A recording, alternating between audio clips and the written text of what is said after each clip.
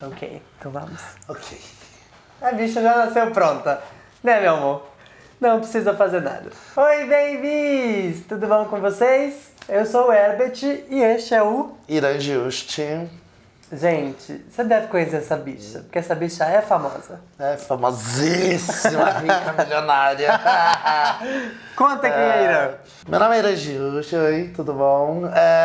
Eu sou jornalista, relações públicas, ativista pelos direitos humanos em especial, comunidade LGBT, e sou organizador da Casa 1, Centro de Acolhida de Jovens LGBTs expulsos de casa pela família, um centro cultural aqui em São Paulo. Eu tô muito emocionado por fazer esse vídeo hoje, e aí eu até, quando o Herbert mandou mensagem falando do tema, eu falei, graças a Deus, eu não vou falar de bicha espancada, vou falar de outro Ninguém tipo aguenta de... mais. Ninguém aguenta mais, sabe? Vou falar de outro tipo de opressão, entendeu? Porque tem bastante pra gente falar. E eu adoro quando sai do tema aqui. Acabou que ficando um tema muito ligado a mim e a Casa 1, que é a violência institucional familiar, né? Sim, E aí...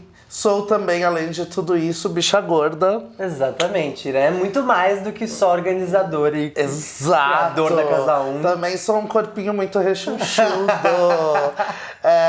E esse é o tema, né? Que você me chamou pra falar hoje. Exatamente. Muita gente pede aqui pra gente falar sobre ser LGBT e ser gordo, né? É sempre bom partir também desse recorte, porque como é que a gente socializa aí nesse mundão que a gente sabe que não é fácil e que tá cheio de opressões. Sim. Mas primeiro, me conta assim, quando foi que você, Irã, se entendeu como gordo? Nossa, é um processo, né? Eu costumo falar que quando a gente fala de opressão e quando a gente fala de grupos minorizados, você se dá conta que você é parte de um grupo minorizado e que você vai sofrer uma opressão antes mesmo de entender essa opressão, né? Então, assim, Sim. eu comecei a apanhar porque era viado, antes de eu entender o que era ser viado, antes de saber o que era ser viado. Eu fui entender as lógicas de recorte de classe antes de eu entender o que era dinheiro, né? Sendo bicha periférica, de uma família de classe média baixa, que como grande parte das famílias brasileiras ascendeu como uma família de classe média, né? Nos últimos 10, 15 anos, mas que tinha uma situação socioeconômica bem baixa. E a mesma coisa com a gordura, né? Então, nem entendia direitinho porque que tava apanhando e nem não entendia muito bem porque era um problema, mas já era apelidado e já foi uma questão. Como eu, no caso, sempre fui muito mais bicha do que gordo, porque, ainda que gordo, mas era muito bicha mesmo, assim, eu levava mais. Não tem pra onde correr, né, viado? Apanhei mais porque eu era viado do que porque eu era gordo, né? Mas esse combo, e aí contanto que a questão da gordura, ela foi se dar muito mais forte na adolescência. E Que já é um período difícil pra todo mundo, porque pensa numa raça cruel é adolescente. Sim,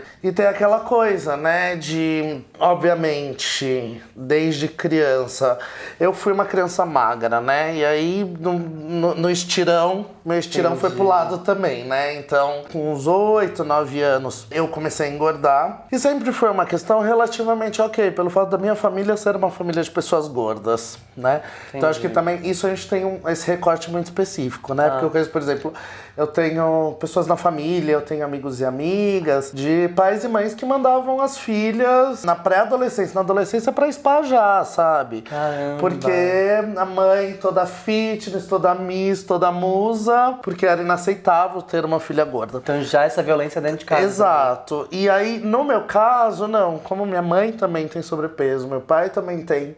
Ainda que seja uma questão pros dois, então nunca foi uma questão muito forte, tipo, de pressão dentro de casa. Sim. Ainda que sempre teve um cuidado com a saúde muito forte. Meus pais sempre ficaram muito em cima em relação a isso. Eu também tenho uma irmã que tinha sobrepeso e ela atingiu um nível onde ela acabou fazendo a cirurgia bariátrica. E aí é muito doido isso, né? Porque quando eu vejo na estrutura da minha família, por exemplo, você vê como as relações elas são completamente diferentes, né?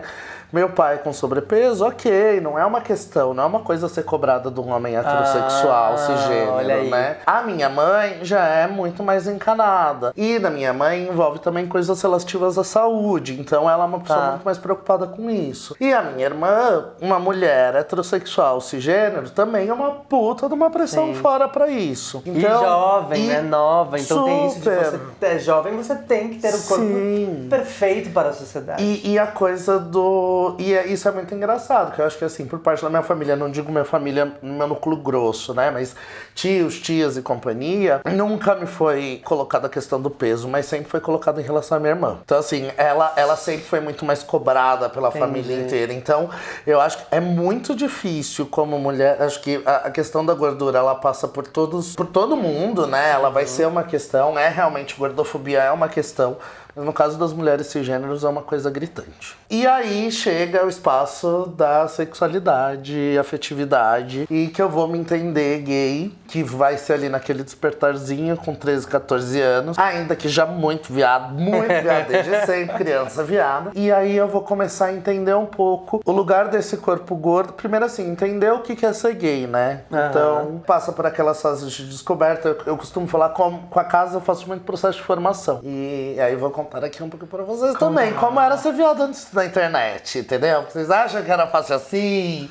Que tinha grupo, não tinha? Não, colega. Era aquela coisa triste. Eu ainda peguei o começo da internet, né? Internet de escada, CDzinho da OL. Aí você entrava no Mix Brasil, né? Aquele site sofrido que tinha, sei lá, 3 fotos de nu. E aí você entrava numa foto de nu, aí tinha que entrar depois da meia-noite, porque tinha pulso. Aí se alguém tirasse o telefone do gancho, caía. E aí, obviamente, você demorava horas pra descer aquela foto.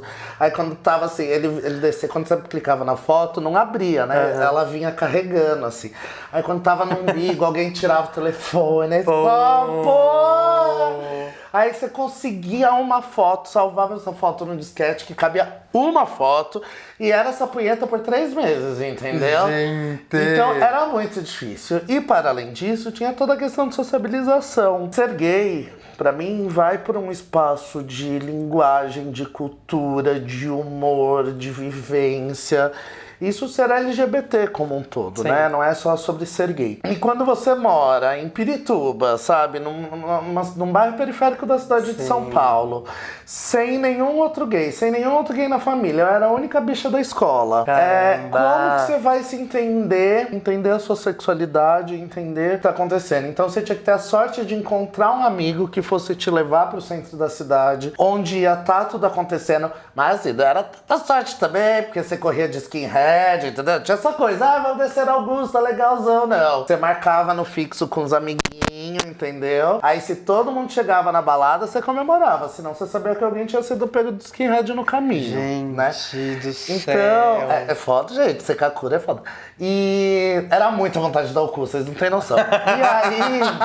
Como deixar essa conversa leve? Eu irei, sabe? É isso aí. E aí, dentro desse contexto de descoberta de entendimento, você chega e você fala, opa, aqui é meu lugar. Só que aí você chega nesse lugar e aí você entende, tá, aqui é meu lugar porque a afetividade vai pro mesmo lugar, porque o desejo vai pro mesmo lugar, mas o meu corpo não é tão desejado. O que acontece? Né? E aí, como que faz? Isso nos anos 2000, né? No final dos anos 90, a gente ainda era muito segmentado, era tudo muito estratificado. Então, assim, você tinha a balada das fashionistas, você tinha a balada das fritas, você tinha a balada dos ursos, né? Era tudo invejado. E assim, eu sempre gostei muito de moda. Na época eu tinha o Glória, né? E aí... Nossa, essa eu frequentei. A gente ia pro Glória e eu era gorda demais pras bichas fashionistas do Glória. Puta que merda. E aí eu chegava na Our Sound, que era a festa dos ursos, e eu era fashionista demais pros ursos. Aí eu chegava na The Week, eu era careta demais pros fritos e gordo demais pra aquele corpo bombado. Do meu lugar, isso acabou sendo resolvido a partir do espaço que eu entrei pro jornalismo, pra produção de conteúdo e pro ativismo. Que aí eu fui entender que eu era um pouquinho parte de todas aquelas comunidades, de todos aqueles grupos, e eles também eram parte de mim. E aí fui começando a reconhecer e entender os lugares onde era possível esse meu corpo.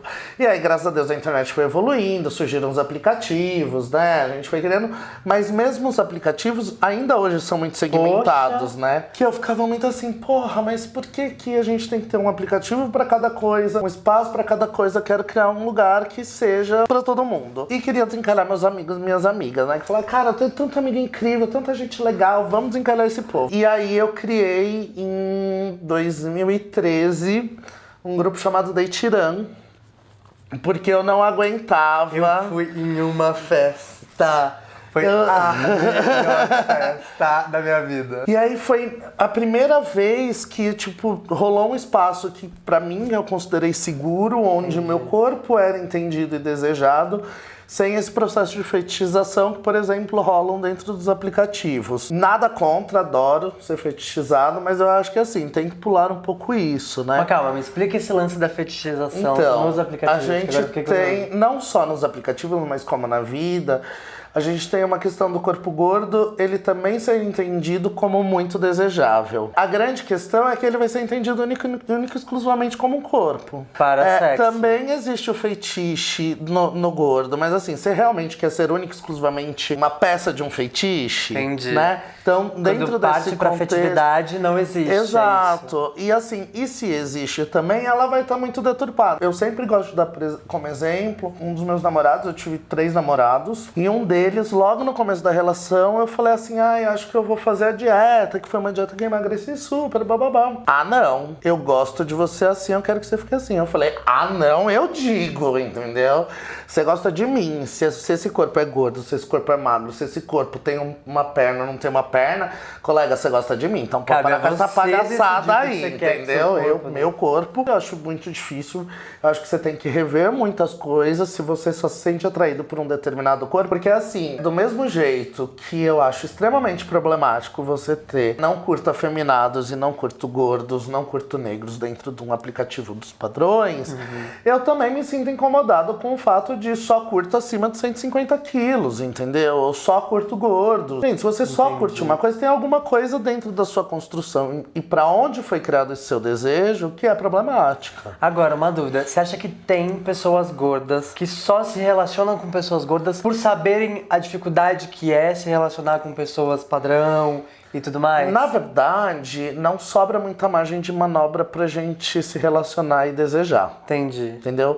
Então, é como se a sociedade só permitisse que esse corpo gordo se relacione com outro corpo gordo. E é muito menos por uma relação de desejo, e é muito menos por uma relação de prazer, mas por uma questão de oportunidade. Chega uma hora que você cansa de ir pra balada dos padrão e sair sem pegar ninguém. Chega uma hora que você cansa de entrar no aplicativo todo dia, e aí ninguém te dá um oi, entendeu? E você querer ou só transar, ou querer namorar, ou querer fazer qualquer coisa, entendeu? Então você acaba se relacionando dentro desse seu único universo que é mais confortável. E aí, nesse sentido, eu sou meio que fora da caixinha, no sentido de que eu não fui pra esse lugar de me relacionar única e exclusivamente com pessoas gordas, e também não fui pro lugar da sociabilização entre os ursos, por exemplo. Entendi. Né? Então, assim, não é um espaço que eu me sinto confortável. Infelizmente, é um espaço, não podemos julgar todos esses espaços, não podemos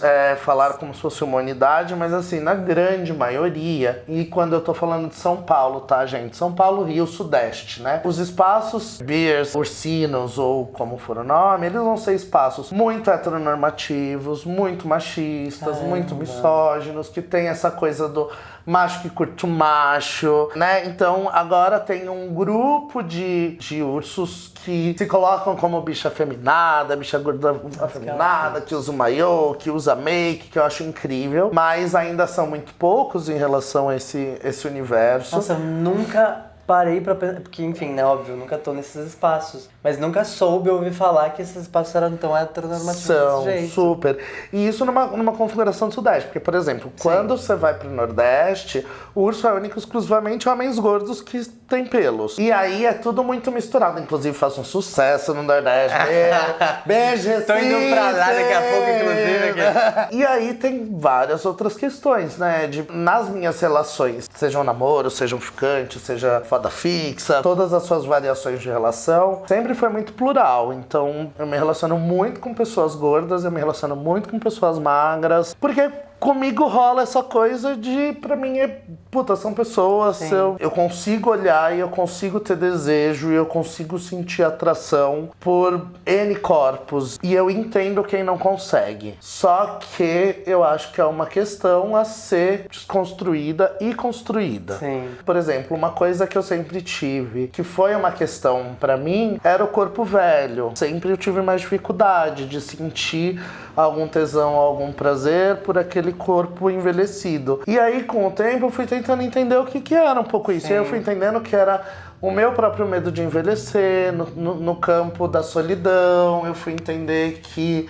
era muito questão da forma e do momento que esses corpos estavam e estão. Então, por exemplo, também não era um espaço que eu sempre fui muito afeminada, eu sempre fui muito bicha. E aí eu não fui bem aceito por esses corpos envelhecidos que prezavam por uma segurança e uma descrição muito maior por conta do contexto histórico. Entendi. Então era muito difícil eu me aproximar desse corpo, porque tinha os meus medos, tinha a resistência deles ao meu corpo extremamente viado. E aí até eu estabelecer uma relação, ter amigos muito mais velhos, ver esses corpos de uma outra forma. A gente dentro da comunidade LGBT não debate a velhice e o corpo velho, né? Exatamente. Em especial na comunidade gay. No caso da comunidade lésbica, acontece mais. Você tem muitos casos de casais lésbicos com uma discrepância de idade muito maior, porque também é outra relação com o corpo. Mulher fala mais sobre velhice, homem não fala sobre velhice. Não, e fala mais sobre qualquer coisa, porque o homem não fala sobre nada, Exato. né? O homem só vai empurrando aqui, ó, com a barriga,